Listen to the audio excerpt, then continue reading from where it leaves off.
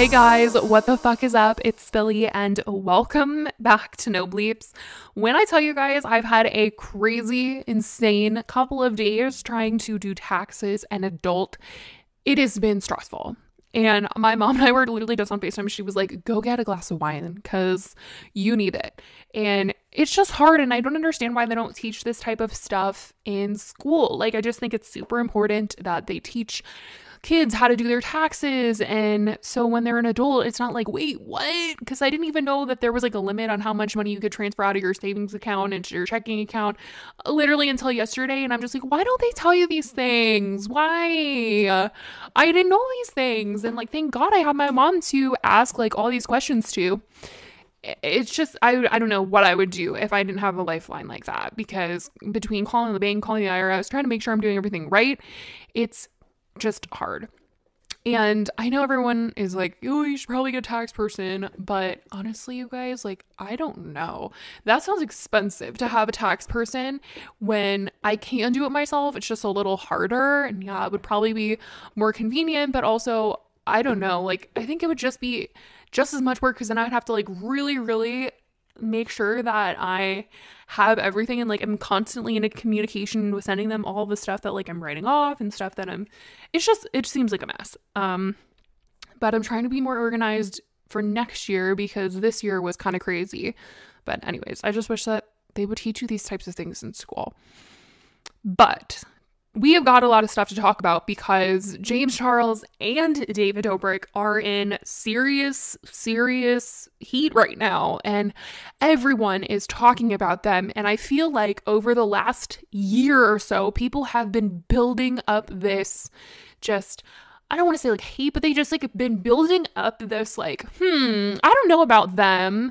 And finally, now that Trisha and H3 are coming out and they're saying, we do not like David, we do not like James, and these are the things that they're doing, they have created a major audience of people that are like opening their eyes and really being like, wait a minute, these are not good people.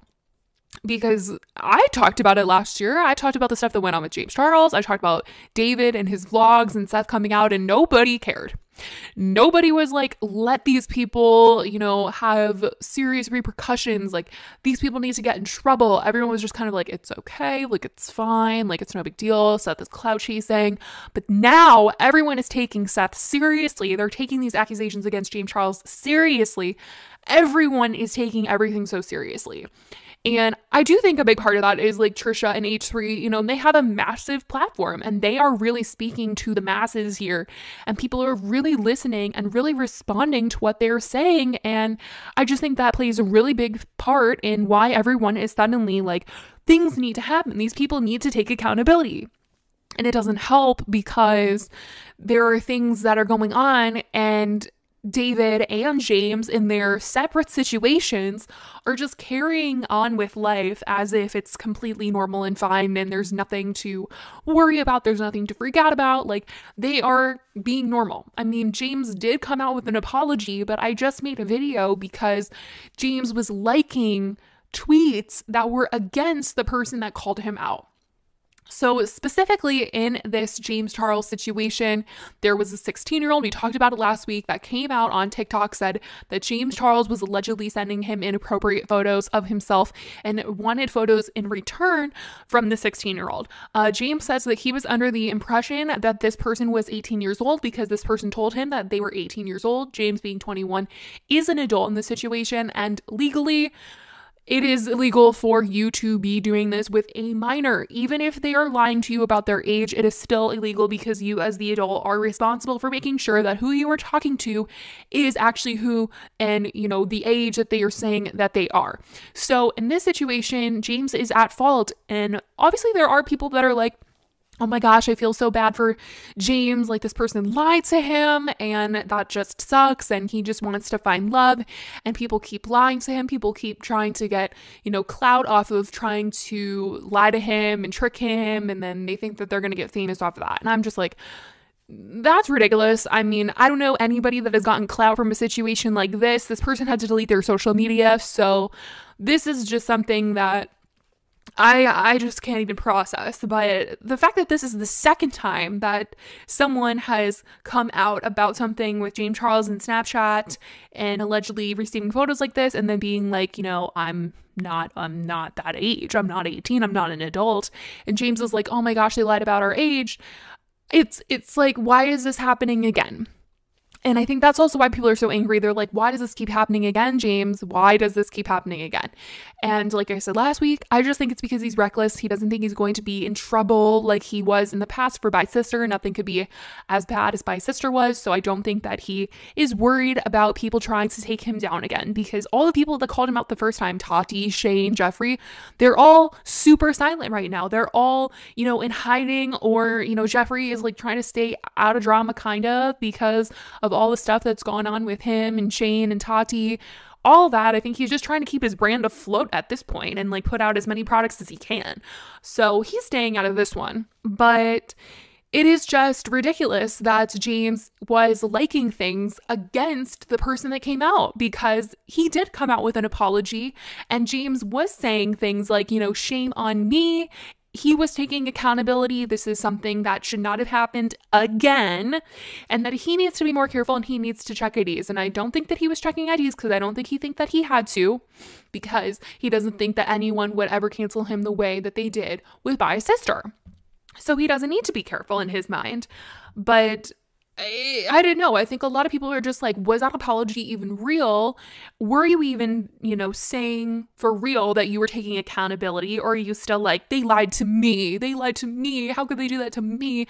As if like it wasn't your fault in the slightest.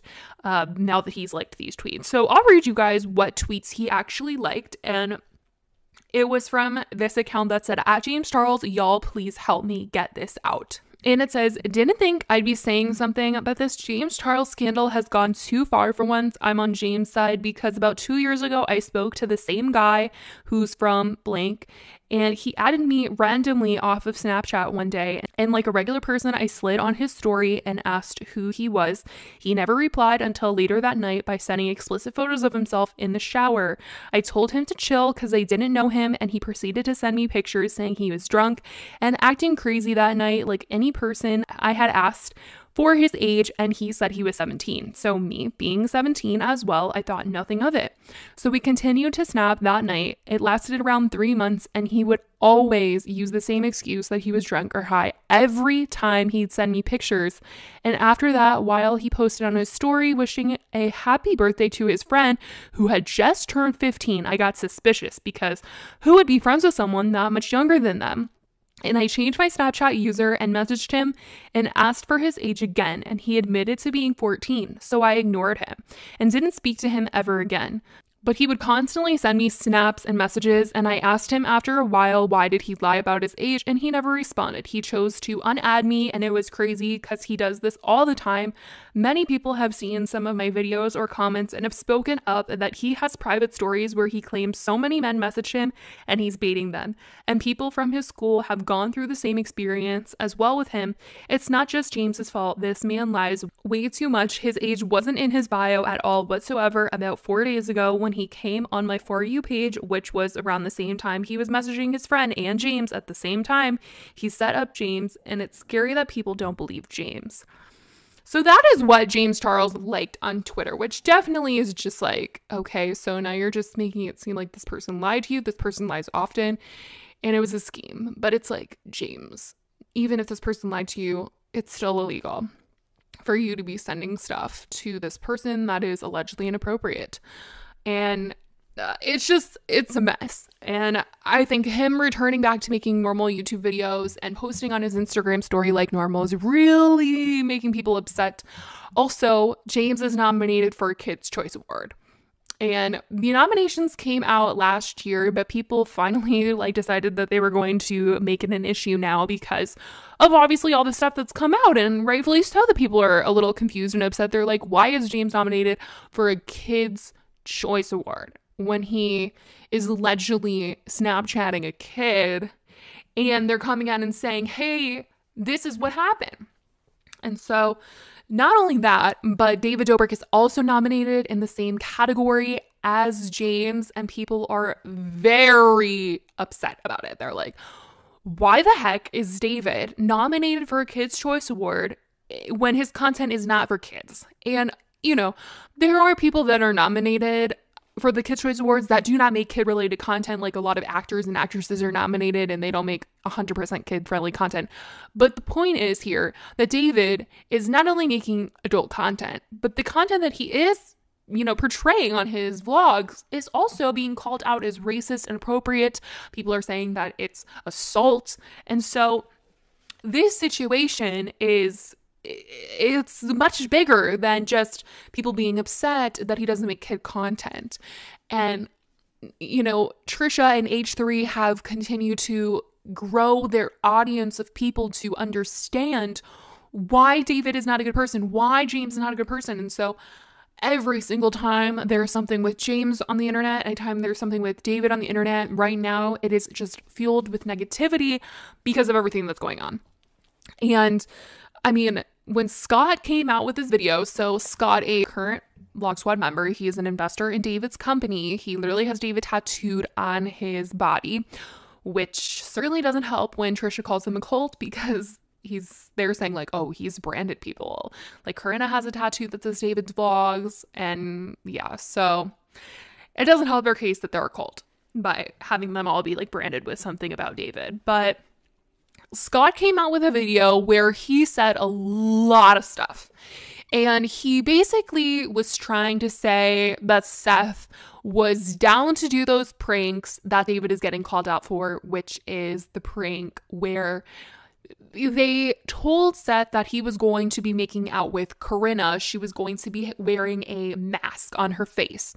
And they were going to be making out. And they were going to prank him by swapping Corinna for Jason. And Jason was the one that was going to be making out with Seth without his knowledge. And, you know, at the time when the video came out, everyone was very like, haha, so funny. And now Seth has come out and he's saying that that event was actually so traumatizing to him. And a lot of people are finally being sympathetic towards Seth. And he's spoken on the H3 podcast, and Trisha and Ethan have come out and taken his side and talked about the situation. Because obviously he's saying that this event really did hurt him. And for people to not take that seriously, it honestly is just, it's hurtful for a lot of people. So when Scott was talking about this, he was just like, you know, everyone was goofing on each other in the friend group. We all played pranks on each other. That Seth didn't have anything wrong with it. He alluded to the fact that Seth gave permission to David to have the prank done to him again.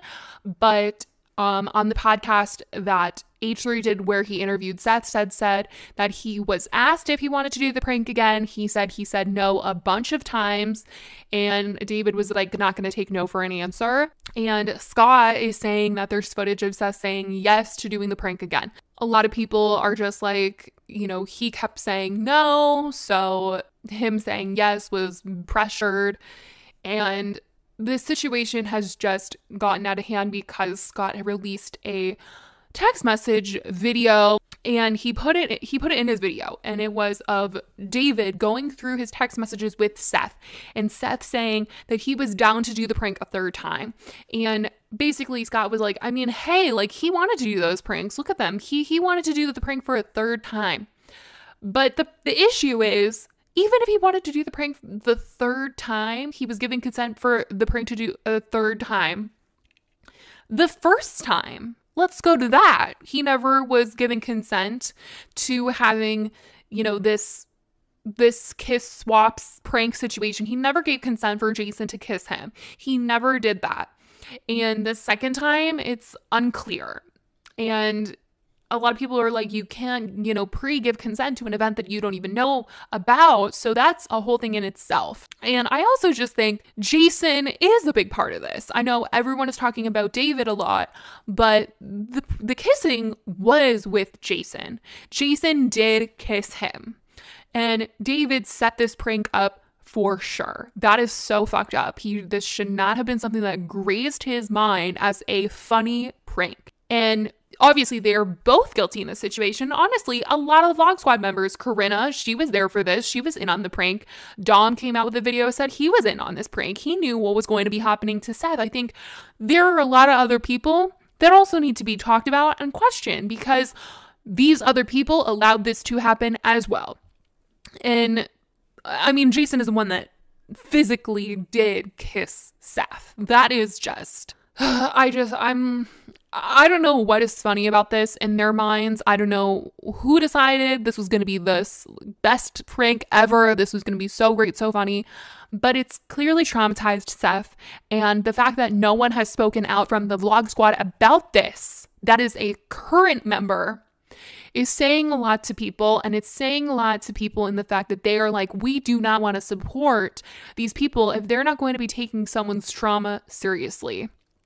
And also in that same note, it's just like when Scott comes out and he says things like, oh, well, you know, Seth seemed to have a lot of fun in those videos. He had a lot of fun in that vlog. Like he was down to do the prank again. It's just like, is that what you all think? Like, especially for David to send him a clip of his text messages with Seth, it's like they're all trying to discredit Seth, you know? And it's just, I think they should worry less about discrediting Seth's story. If they want to believe that Seth is a cloud chaser and he's trying to cloud chase off of this type of situation, that says a lot about them. And that's saying a lot to audiences, that's saying a lot to subscribers, that's saying a lot to people, and people do not want to be supporting that type of mentality. And David is just not saying anything. H3 and Seth, they apparently were hit with like a lawsuit threat. H3 said on the Frenemies podcast that David did threaten to sue them. So they came out about that lawsuit being a potential thing. And I believe that is why David isn't really speaking out. It's definitely not good for him to stay quiet, post on all of his social medias like nothing is going on. He's giving away cars. He's making TikToks. He's making Instagram stories, doing a video with Charlene D'Amelio.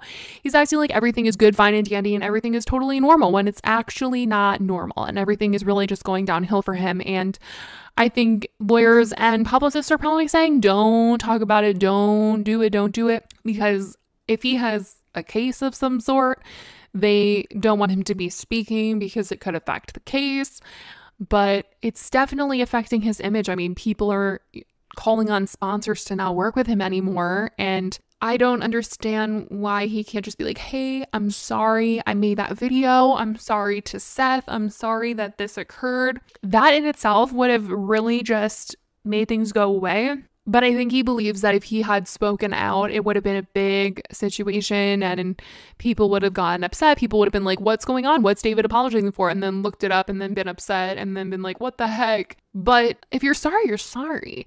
You don't need to be like, I'm sorry, but I can't say it because I don't want to get in more trouble than I'm already in. What type of fucking mentality is that? If you're sorry, freaking say you're sorry. Or at least go to Seth and apologize to him, talk it out to him privately. But this situation now, it's like, not only do you have to address it to Seth, but you got to talk to the public about why the fuck you were silent, because people are not understanding and people are getting more and more angry at this silence and the ignoring of the situation. You know, David knows about the situation. You know, he's aware if he's threatening lawsuits on people talking about it. And if he is going through his text messages with Seth to see if there's something that Seth said that would help him out, help his case out. Something that Scott mentioned in his video to kind of be like, well, Seth did this, so he's clearly not a good person, was that he had shared revenge porn of another Vlog Squad member, Aaron. Now, I must say that Seth says that he did not share what would be considered revenge porn. He said that in the video he shared, you couldn't see anything at all. Like, no nudity was shown, and he wasn't the original one to post it. It was already shared online by someone else, an ex-boyfriend of Aaron's. He was not the one to like release this video, leak this video, blackmail her with this video. That was not something that had occurred on his part. But the reason why he shared that was because when he was calling out members of the Vlog Squad last summer, he included the video because Aaron was saying the N-word in that video. And he wanted people to see it and hold her accountable for saying that word. And when Scott mentioned it in his video about the situation that's going on and about all the stuff with Seth, he did not mention what she said and why he shared it. He just was kind of like, well, Seth shared this video of Aaron, obviously just trying to damage his character so that people would be like, wow, like, Seth is not a good person, clout chasing on David Dobrik. Like, this is ridiculous. We're all talking about David Dobrik and Seth is out here clout chasing. Like, I think the thing to realize is that it's just, no matter what or how or who Seth might be in front of the camera, behind the scenes, whatever, what happened to him did happen. And it happened on camera. And it was aired to millions and millions of people. And there's a clip of David and Jason recounting this prank on their podcast. And the way they're describing it is just horrific. And a lot of people have pointed it out. And they're just like, I don't like this at all. Like, they're saying that, oh my gosh, like, how funny is it going to be because he's a black man, he's from South Central LA, and people are going to just like get him for being in this video and saying that two guys together is something that doesn't go over well where he's from, and it's going to be so bad for him to be in this video. And there's so many things wrong with them thinking that way, and them specifically picking Seth to do this prank with because of where he comes from and the values of the people around him and how they might react and treat him afterwards, seeing him be in a prank like this. Like, no fucking wonder he was traumatized after the situation. It wasn't just that they didn't ask for his consent to do this prank. It was everything else. The meaning behind it, everything else was just so fucked up about it. And for them to not talk about it, them to not come out and speak about it, it's just like, no shit, people aren't letting up. There's articles upon articles and articles coming out about this situation. The situation has spread. And if David had come out and just been like, I'm sorry, Seth, like, I'm sorry we did this prank, like, I don't know what I was thinking, I think it really would have helped. He did come out on his podcast last year and say that he made jokes and things that he did not like, and he just wanted to, you know, be funny and entertaining to people. But he did that on his podcast. And not a lot of people are going to listen to his podcast, except for his diehard fans who are already going to be like, oh my God, David, it's okay, it's fine. But like, he didn't come out and do it publicly for a reason. Like, he didn't want it to be like this big mainstream situation. Obviously, it is this big mainstream situation now because of his silence. And I understand if he's tied because he can't talk legally, but he's got to understand that the silence is not going to help his image. Like, even if he goes to court and sues H3 and sues Seth for what they said about him, people are still going to look at that video and be like, this was fucked up and you never came out and you never addressed it. That's the thing. I think if David comes out of this and like wins whatever defamation lawsuit he wants to, you know, allegedly throw on H3 and Seth and anyone else who's talking about him, I really think that even if he won, people would be like, okay, but like, you're still shitty. At least with the mentality right now that people have, I think that is the reaction that he will get taking them to court. I think just people value being straight up and just owning your shit these days. It's kind of just like, are you going to change? Do you actually think you did anything wrong, first of all? That is the thing. If you don't think that you did anything wrong, then your apology is not going to come through across the screen as authentic. And I mean, maybe that's why James Charles did a notes app apology, because he didn't exactly feel super regretful about what he did. But I don't know. Allegedly. But, you know, David not speaking out, I definitely think is really hurting him. And for Scott to come out and speak on his behalf, a lot of people were saying that maybe Scott was asked by David to come out and address the situation on his behalf, but I'm really not sure about that. I think that they were probably all shit talking the situation in a group chat or something, allegedly, you know. This is just my opinion. And David like sent that clip, like, look at these text messages that Seth sent me, like, look at them, he gave consent a third time. And everyone in the group chat was like, oh my God, David, you need to share that, like, that, like, people were gonna be like, oh my God, he is clout chasing, he did this all for clout. And Scott was probably like so worked up and was like, I'm gonna get on camera. I'm gonna get on camera. I'm gonna get on camera. I'm gonna make a video. And they were all like hyping each other up, like, yo, this is it. This is what's going to change everyone's mind. And then Scott posted the video and he got a bunch of hate, had to take it down. And they're probably back to just being like, shit. Yeah. Like, that was a mistake. That video was a mistake. He went out there, he victim blamed, he victim shamed, he did everything under the sun. It was very hurtful to a lot of people. And the words that he was using, a lot of people were saying that they were traumatized by what he said, because just him not taking someone who is saying they're a victim seriously was extremely hurtful to the audience that watched it. And I mean, it's just clear that they probably thought that they were all going to get like off the hook for this Seth situation, because of Seth being like, if you clout me up, like, I'll do this prank a third time.